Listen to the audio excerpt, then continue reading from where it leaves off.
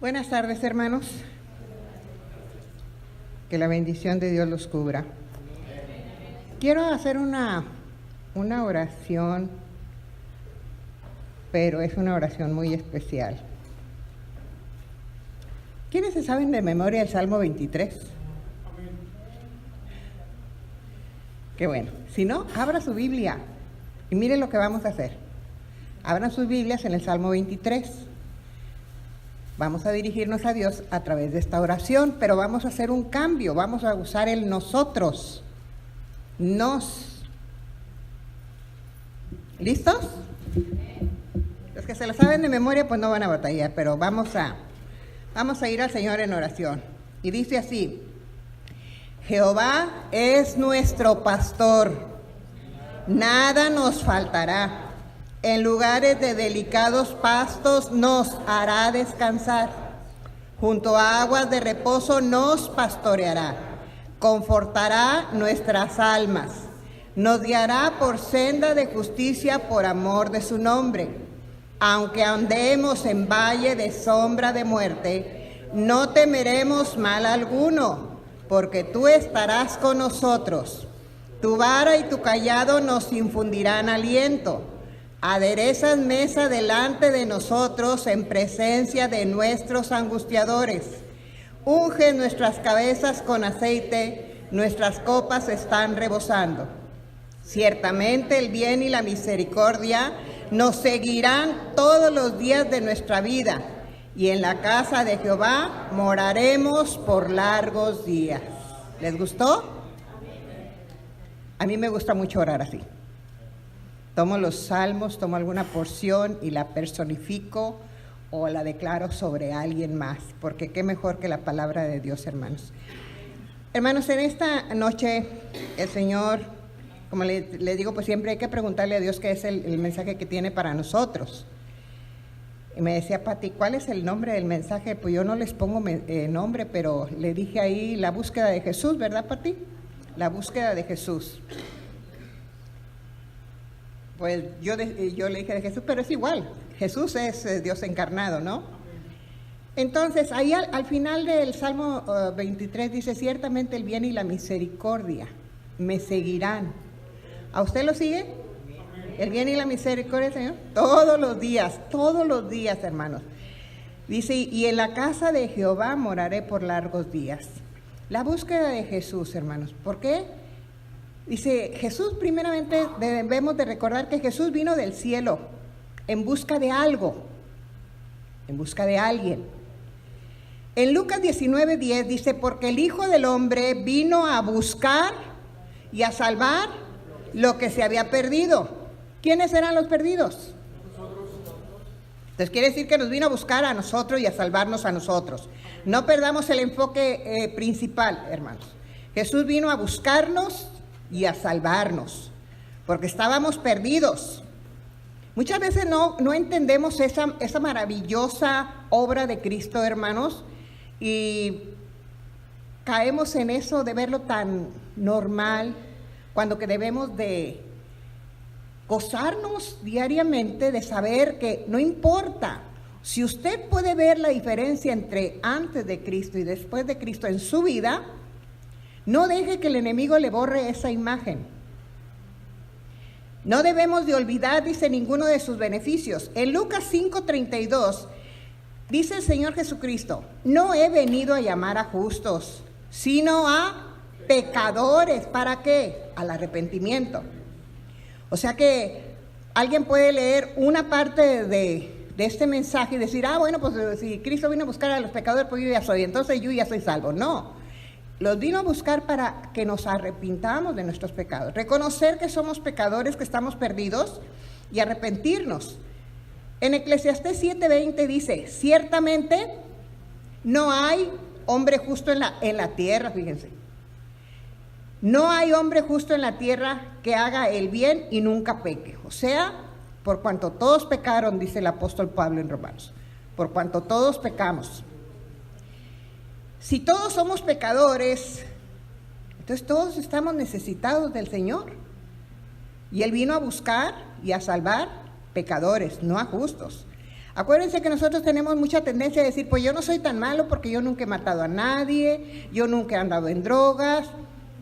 Pero el Señor dice, y los mentirosos también. Ahorita vamos a ver la lista de los que van a quedar fuera del reino de los cielos, hermanos.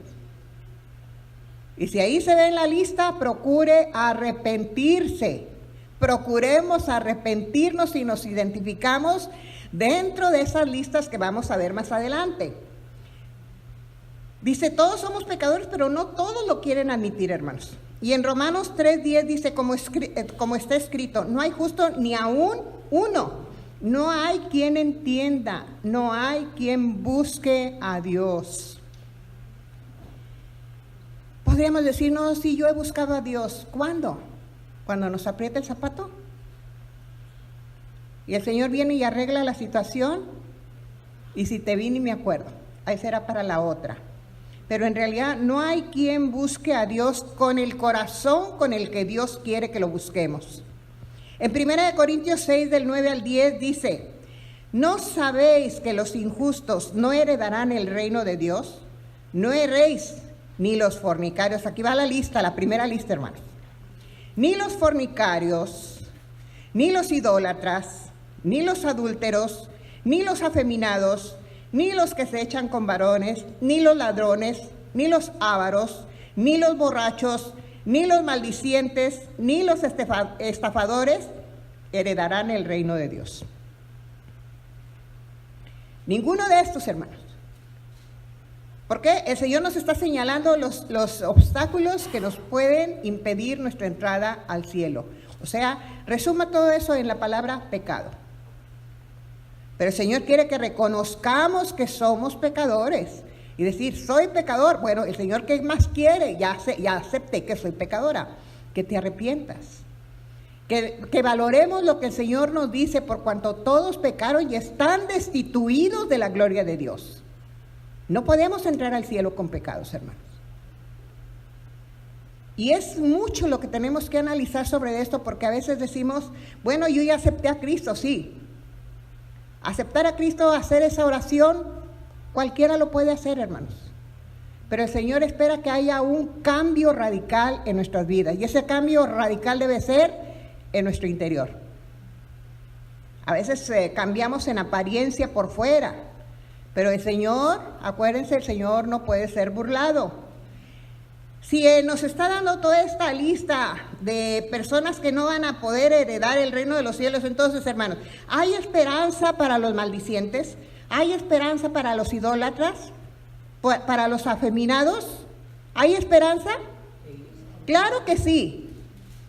Claro que sí, aunque nosotros a veces tendemos a decir, no tiene perdón de Dios. Y este es más asqueroso su pecado que el mío, no, yo nomás son chiquitos mis pecados. Pero el pecado es pecado, hermanos. La falta de perdón es un pecado tan grave. El rencor, la envidia. Ahí está la lista de las obras de la carne que también son estorbos, hermanos. Entonces nos dice, ¿hay esperanza para todos ellos? Claro que hay esperanza en Jesús. A esos son a los que vino a buscar Jesús.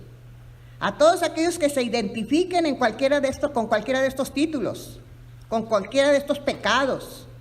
¿Para qué? Para que se arrepientan. Y dice en 1 Corintios 6:11, si le duele, lo siento, pero así nos dice el Señor, hermanos. Y esto erais algunos. Algunos de nosotros encajábamos en no sé cuántos de aquí, hermanos. Dice, esto erais algunos, erais. O sea, eran en el pasado. Mas ya habéis sido lavados, ya habéis sido santificados, ya habéis sido justificados en el nombre del Señor Jesús y por el Espíritu de nuestro Dios. Hemos sido, dice aquí, fíjense bien, lavados, santificados, o sea, apartados para Dios, y justificados, libre de culpa. Todo por la obra que Cristo realizó en la cruz del Calvario. Y toda la autoridad que encierra su nombre, por la obra del Espíritu Santo, en los cuales, hermanos, acuérdense que usted y yo debemos de haber nacido de nuevo. Del Espíritu, dice, y del agua. Pero viene una sentencia y ahí viene otra lista también, hermanos. En Apocalipsis 21:8 dice, pero los cobardes, los incrédulos, los abominables y homicidas, los fornicarios y hechiceros, los idólatras y todos los mentirosos tendrán su parte en el lago que arde con fuego y azufre, que es la muerte segunda. Aquí viene ya otra sentencia, hermanos. No solamente no heredarán el reino de los cielos aquellos pecadores que no se han arrepentido, que no han nacido de nuevo, sino que además, dice, les tocará su parte en la muerte segunda. Serán arrojados al lago de fuego. Y ahorita nosotros, como dicen, nos podemos imaginar, pero en realidad, hermanos, no nos podemos imaginar el tormento que van a sufrir las almas ahí en ese lugar. Pero el Señor dice que es un lugar de tormento. Aún con estas advertencias, hermanos, que el Señor nos hace a todos, y las promesas que de parte de Dios hemos recibido en Cristo, ¿sabe lo que pasa? Mire lo que dice en el Salmo 14:1-3. Dice el necio en su corazón, no hay Dios. Se han corrompido, hacen obras abominables, no hay quien haga el bien. Jehová miró desde los cielos sobre los hijos de los hombres para ver si había algún entendido que buscara a Dios. Todos se desviaron, a una se han corrompido. No hay quien haga lo bueno, no hay ni siquiera uno. No hay ni siquiera uno. El necio dice en su corazón, hermanos. Y más estamos viendo ahorita en este tiempo. Muchos exigen sus derechos, muchos exigen que se les respete su manera de vivir. Pero es porque ya han hecho a un lado Dios. El que dice que el pecado es pecado de Dios no somos nosotros. Nosotros somos muy flexibles. Por eso muchas iglesias están cayendo en ese error de aceptar cosas que el Señor rechaza y aceptarlas que sigan dentro de las congregaciones con esas conductas. Ustedes han escuchado las aberraciones que están pasando en varias congregaciones. Entonces dice el Señor, se han corrompido. ¿Qué es que se han corrompido? Se han dejado contaminar por la podredumbre del pecado, hermanos, y se les olvida o se nos puede olvidar que ya hemos sido limpiados, lavados, santificados y justificados por Cristo. Eso lo hizo Él, no usted ni yo. Pero aquellos que queremos volver o que volvemos al pecado, hermanos, dice el Señor que somos como la marrana que vuelve al lodo, o peor, como el perro que vuelve a comerse su vómito. Si le da asco eso, hermanos, así debe de darnos asco el volver al pecado. Porque usted y yo no sabemos en qué momento el Señor nos va a llamar a su presencia. Usted ni yo no sabemos el momento exacto en el que Cristo viene, pero sí sabemos que viene. Sí sabemos que nos vamos a morir. Entonces, no caigamos en este grupo de los necios, hermanos, porque a veces no lo decimos con palabras, lo estamos diciendo con nuestra forma de vivir. No hay Dios. ¿Quién se fija en mí? Nadie lo sabe. Lo que estoy haciendo, nomás yo. No, Dios mira desde los cielos. Dice, sobre los hijos de los hombres, para ver si alguien ha entendido que el pecado nos va a condenar. Pero no hemos entendido o no queremos entender que Dios quiere perdonarnos, hermanos. Dios nos quiere perdonar. Él quiere. Pero a veces nosotros no buscamos ese perdón porque no nos sentimos incómodos con el pecado. Incrédulos, cobardes, ahí van en la lista. Mentirosos, maldicientes. Pero dice el Señor que no había ningún entendido. Entonces, ¿por qué Jesús nos busca, hermanos? Dígame una razón. ¿Por qué Jesús está tan empeñado en buscarnos a nosotros, a los seres humanos? ¿Por qué? Por amor, es el primer objetivo, es la primera razón, La primera razón. Jesús busca al pecador por amor. ¿Qué dice en Juan 3:16? Los que se lo saben, porque de tal manera amó Dios al mundo, por amor. Primeramente por amor, porque Dios es amor y es misericordioso. En Mateo 5:45, hablando de Dios el Padre, dice que está en los cielos. Es Él el que hace salir el sol sobre malos y buenos y que hace llover sobre justos e injustos. Dios no hace distinción ahorita. Pero va a llegar un momento, dice la palabra de Dios y dice Cristo, que un día va a separar a las ovejas de los cabritos. Va a separar el trigo de la cizaña. Yo no le voy a decir dónde está ni qué es. Nosotros tenemos que analizarnos a la luz de la palabra de Dios y saber, o somos cabritos o somos ovejas. Cada uno tiene que identificarse y buscar estar dentro de el favor y la gracia de Dios para poder recibir lo que el Señor ha prometido en Cristo. ¿Cómo? Mateo 5:45. Luego nos dice Lamentaciones. Este versículo muchos lo conocemos, hermanos, y hasta muchos no lo sabemos de memoria. Por la misericordia de Jehová no hemos sido consumidos, porque nunca decayeron sus misericordias. Nuevas son cada mañana, grande es tu fidelidad. ¿Cuántos de nosotros ni siquiera le decimos al Señor gracias por este nuevo día? Hay quienes dicen, he estado analizando y a veces me pongo a platicar con el Señor así en la madrugada y digo, Señor, la gente que nace, o digamos que amanece enferma, no considera un milagro en su vida hasta que no es sano. Pero cuando amanecemos sanos, cuando amanecemos, ¿no ese es un milagro? Si alguien está muerto y vuelve a la vida, ¡ay, milagro! Y el que usted haya amanecido con vida, ¿no es milagro? El que ahorita usted esté sano y que no esté en ningún hospital, que no esté bajo ningún régimen de medicamentos y todo eso, ¿no es un milagro?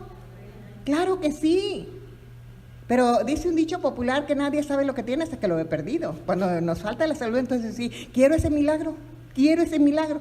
Lo tuviste tanto tiempo y nunca me diste gracias. Todos ahorita, yo sé, hermanos, al menos digo, creo que sí. Todos tenemos que comer, en nuestra mesa hay comida. El día que llegue a faltar, como a mucha gente ahorita le está faltando, quiero un milagro, Señor, quiero de comer, necesito de comer. ¿Y cuando lo tuvieron? Y más en este país que se tira tanta comida, que se les está enseñando a los niños y a los jóvenes en las escuelas a tirar la comida como si fuera nada, cuando que hay otras personas que ni siquiera han comido un pedazo de pan este día. Y no consideramos esos milagros. Pero por amor el Señor no nos ha dado conforme merece, por eso es la misericordia, por la misericordia de Jehová no hemos sido consumidos. En Joel 2:13 nos dice, convertidos a Jehová vuestro Dios, porque misericordioso es y clemente, tardo para la ira y grande en misericordia, que se duele del castigo. Fíjese bien lo que dice aquí, es grande en misericordia, y dice, es clemente, misericordioso, tardo para la ira y grande en misericordia. Cuando el Señor no nos da, hermanos, conforme, si andamos torcidos, si andamos por ahí coqueteando con el pecado, o siendo idólatras, o siendo cualquiera de la lista que les mencioné ahorita aquí, y no nos pasa nada, bajamos la guardia, y le seguimos, y le seguimos. Si pecáramos, fíjese bien, si pecáramos e inmediatamente viniera el castigo de Dios, ¿qué pasaría? ¿Lo volvería a hacer? Es como cuando le dicen a los niños, no metan los dedos en esos agujeritos, o sea, en los enchufes. Y el niño no, haga de cuenta que le dice, mételo. Cuando mete y le da toques, haga lo que lo vuelva a tocar. Pero el Señor quiere que entendamos sin latigazos, sin chicotes, sin el cinturón, como dicen, o la varita. Él quiere que entendamos su amor, que por amor, por su misericordia, no nos da conforme merecen nuestros malos actuares ahorita, nuestros malos pensamientos, nuestras malas intenciones. Por eso nos dice que es grande, es tardo para la ira y grande en misericordia, pero cuidado cuando ya se desate la ira de Dios, hermanos. Dice que van a buscar los hombres la muerte y no la van a encontrar, cuando las copas de la ira sean derramadas sobre este mundo. Segundo, ¿por qué nos busca Jesús? Porque Él sabe que estamos indefensos ante un enemigo que nos quiere robar, matar y destruir. Por eso nos dice en 1 de Pedro 5:8, vuestro adversario el diablo anda como león rugiente buscando a quien devorar, al cual resistir firmes en la fe. Firmes en la fe quiere decir que le creamos a Dios, que creamos quién es Cristo, a qué vino Jesús, qué fue lo que Él hizo por nosotros, qué es lo que está haciendo y qué es lo que va a hacer. Reconocer la obra del Espíritu Santo. Y mire, Jesús nos entiende, hermanos, cuando nosotros estamos en nuestras debilidades, indefensos y todo eso, porque Él también sufrió el ataque de Satanás. Dice en Mateo 4:1, entonces Jesús fue llevado por el Espíritu al desierto para ser tentado por el diablo. En su humanidad Jesús fue tentado por el diablo.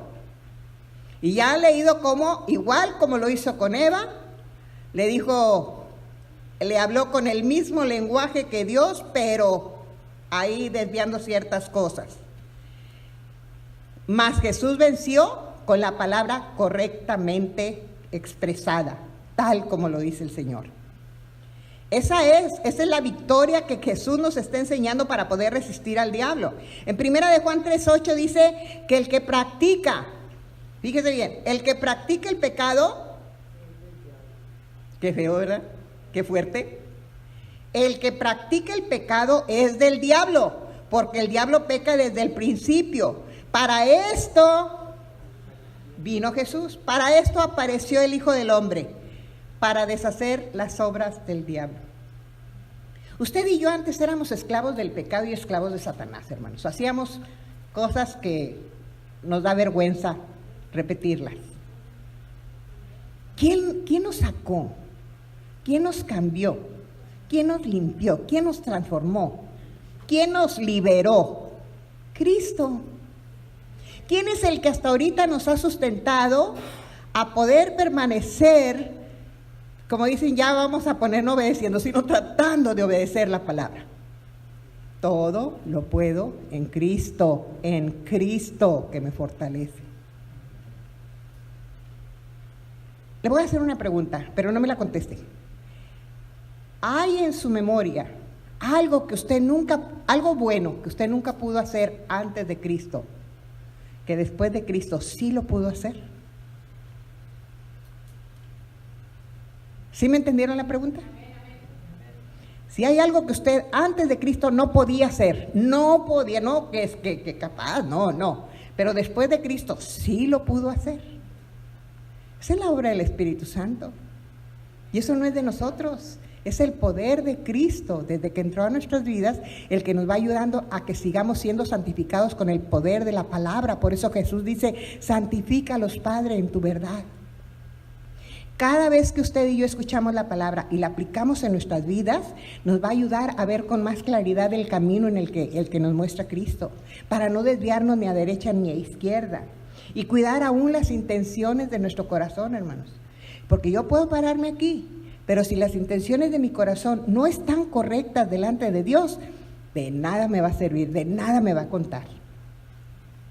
Y hay gente que se puede parar para decir, para que vean cuánto sé yo sé más que fulano, yo sé más que mengano. No, hermanos.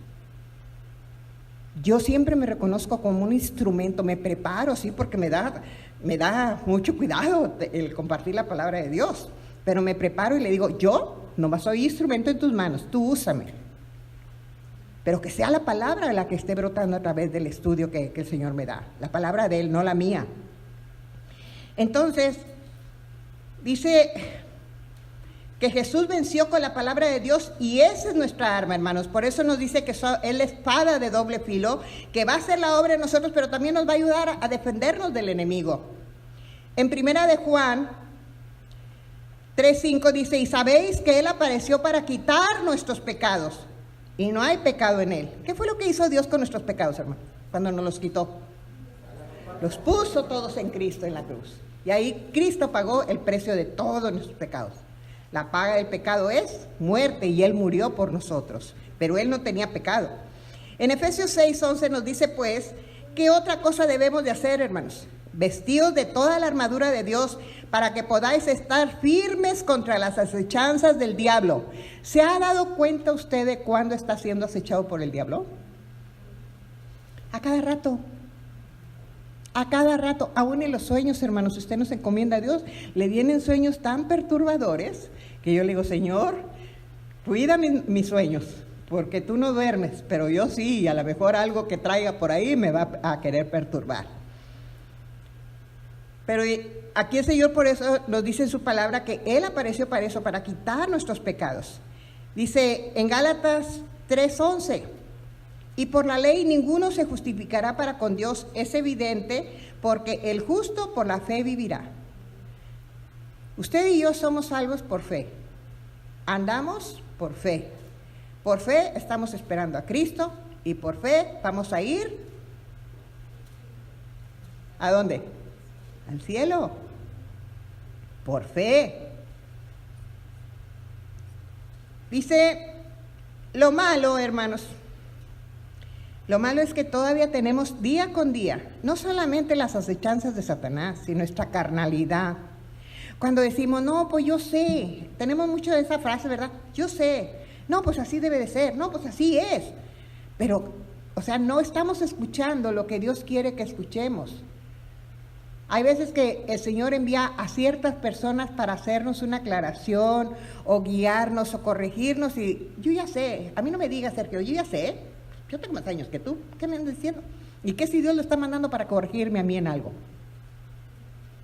¿Se acuerdan lo que hizo el Señor con, a ver, se me va el nombre, aquel profeta que quería ir a donde el Señor no quería, y habló a través de quién? A través de un burro. ¿Se acuerdan cómo se llamaba, hermana? Balaam. ¿Se acuerdan que el burrita habló? O sea, Dios nos puede hablar a través de diferentes medios, hermanos. La cosa es tener el oído fino para escuchar la voz de Dios. Dice, lo malo es que tenemos, aparte de Satanás, hermanos, nuestra carnalidad y nuestro egoísmo. En Filipenses 2:21 dice, porque todos buscan lo suyo propio, no lo que es de Cristo Jesús. Y debemos de buscar lo que es del Señor. Todo lo que hagamos debe ser para la gloria del Señor, hacerlo como para Él. En Juan 6:26 Jesús les dijo, de cierto os digo, que me buscáis, no porque habéis visto las señales, sino porque comisteis el pan y os saciasteis. ¿Qué me enseña o qué nos enseña este versículo, hermanos? Que muchos seguimos a Jesús o venimos a buscar por conveniencia. Por conveniencia. Venimos cuando no. A veces se han oído testimonios tan tristes donde dicen, no tengo trabajo, pero vienen y le piden al Señor, viene el trabajo, tienen un buen trabajo y luego ya se desaparecen. ¿Dónde está? No, es que ya tengo trabajo y no puedo perderlo porque entonces ya no puedo ir a la iglesia. Qué mal. Cuando a veces, han sido varios casos de años y años y no tienen familia, y no tienen familia. Y luego empiezan a tener familia y ya no pueden venir a la iglesia por la familia. Así somos, hermanos, esta es la carnalidad y el egoísmo. Y a veces, como les digo, pues buscamos lo nuestro y no lo del Señor. ¿Por qué nos busca Jesús? Ese es el tercer punto. Porque el fin de todas las cosas se acerca, hermanos. El tiempo se va cortando cada día. Dejémonos encontrar por Jesús, porque hay dos mensajes, uno bueno y uno malo. El primero fue dirigido a los perdidos, o sea, a los fariseos. Mire, dice en Juan 8:21, otra vez les dijo Jesús, yo me voy y me buscaréis, pero en vuestro pecado moriréis. A donde yo voy, vosotros no podéis venir. Eso les dijo a los fariseos. No saben a dónde voy y no pueden venir. Pero ¿qué les dijo a sus discípulos en Juan 14:3-4? Y si me fuere y os preparare el lugar, vendré otra vez y os tomaré a mí mismo, para que donde yo estoy, vosotros también estéis. Y sabéis a dónde voy y sabéis el camino. Unos sí saben porque han aprendido, han entendido. Los otros no, porque se han hecho necios y sordos a lo que Dios ha dicho. Los fariseos conocían la palabra. Eran los religiosos, eran líderes. Pero el Señor vio que no querían aceptar que Él era quien Él decía ser. ¿Qué deben de esperar los justos, hermanos? En 1 Corintios 2, 9 al 10 dice, antes bien, como está escrito, cosas que ojo no vio, ni oído oyó, ni han subido en el corazón de hombre, son las que Dios ha preparado para los que le aman. Pero Dios nos las reveló a nosotros por el Espíritu, porque el Espíritu todo lo escudriña, aún lo profundo de Dios. ¿Qué es lo que nos ha revelado el Señor a través de su palabra? ¿Qué es lo que podemos esperar como justos? Vi un cielo nuevo y una tierra nueva. Ese es Apocalipsis 21. En 2 Corintios 5, 18 al 20 dice, y todo esto proviene de Dios, quien nos reconcilió consigo mismo por Cristo y nos dio el ministerio de la reconciliación, que Dios estaba en Cristo reconciliando consigo al mundo, no tomándoles en cuenta a los hombres sus pecados. Como dice en Romanos 5:8, mas Dios muestra su amor para con nosotros en que siendo aún pecadores, Cristo murió por nosotros. Pero miren, hermanos, esto cuando yo lo entendí un poquitito más, me llamó mucho la atención esto. Dice, y nos encargó a nosotros la palabra de reconciliación. Así que usted y yo somos embajadores en nombre de Cristo, como si Dios, fíjese la palabra que usa ahí el apóstol Pablo, como si Dios rogase. Dios, cuando usted y yo testificamos, Dios está rogando por medio de nosotros, en el nombre de Jesucristo, reconcíliate con Dios. No, yo tengo mi religión. No, yo tengo mi creencia. A mí no me hables de tu Dios, hasta le quitan el tú, le ponen el tú y no el nuestro. Dios rogando por medio de nosotros, reconcíliense. Él no hizo todo para que nosotros nomás aceptemos esa reconciliación. Es como cuando usted ofende a alguien y el ofendido viene y le dice, te extiendo mi mano, borrón y cuenta nueva. Muchos le hemos hecho eso al Señor. Y en Apocalipsis dice 22, 12 al 14. Como les digo, hermanos, el tiempo se está cortando. He aquí yo vengo pronto y mi galardón conmigo para recompensar a cada uno según su obra. Yo soy el alfa y el omega, el principio y el fin, el primero y el último. Bienaventurados los que lavan sus ropas para tener derecho al árbol de la vida y para entrar por las puertas de la ciudad. ¿Cuál ciudad? Hermanos, la nueva ciudad. En Apocalipsis 22, 17, para terminar, hermanos. La iglesia preparada, la que ama al Señor, la que reconoce que ha sido lavada, limpiada, santificada y justificada, dice, y el Espíritu y la esposa dicen, ven. Y el que oye diga, ven. Y el que tiene sed, venga. Y el que quiera, tome del agua de la vida gratuitamente. ¿Sabe lo único que nos cuesta seguir a Cristo, hermanos? Dejarnos encontrar por Cristo y seguirlo. Negarnos a nosotros mismos. Y eso es lo que como batallamos. Las cosas se hacen como yo digo o no se hacen. Y qué difícil está así, porque hay que someternos a Dios, no resistirlo. Al que debemos de resistir es al diablo, y es al que casi no lo resistimos. Que el Señor nos ayude y podamos comprender el mensaje que Él nos dio esta noche, hermanos.